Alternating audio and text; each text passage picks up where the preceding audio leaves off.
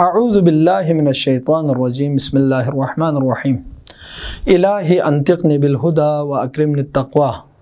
محترم ناظرین، السلام علیکم ورحمۃ اللہ وبرکاتہ۔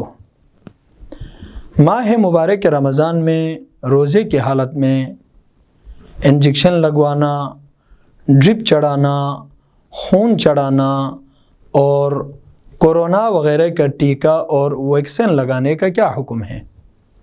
حضرت آیت اللہ خامنائی فرماتے ہیں، اگر انجیکشن مقوی اور طاقتی ہو اور رگوں میں لگائے جائے تو احتیاط واجب یہ ہے کہ اس سے روزہ باطل ہوتا ہے۔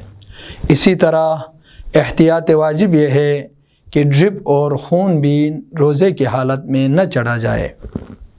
لیکن حضرت آیت اللہ سیستانی فرماتے ہیں، انجیکشن جس قسم کا بھی ہو روزے کی حالت میں لگوانے سے روزہ باطل نہیں ہوتا ہے۔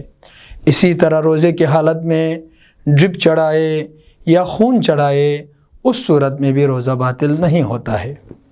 اس مسئلے میں چونکہ آیت اللہ خامنائی نے احتیاط واجب کہا ہے اور اپنا فتویٰ نہیں دیا ہے، تو وہ مقلدین جو آغائے خامنائی کے مقلد ہیں وہ اس مسئلے میں حضرت آیت اللہ سیستانی کی مسئلے کی طرف رجوع کر سکتے ہیں۔ نتیجہ یہ ہوگا کہ روزے کی حالت میں جس قسم کا بھی انجیکشن لگوائے، ڈرپ چڑھائے یا خون چڑھائے تو روزہ باطل نہیں ہوتا ہے۔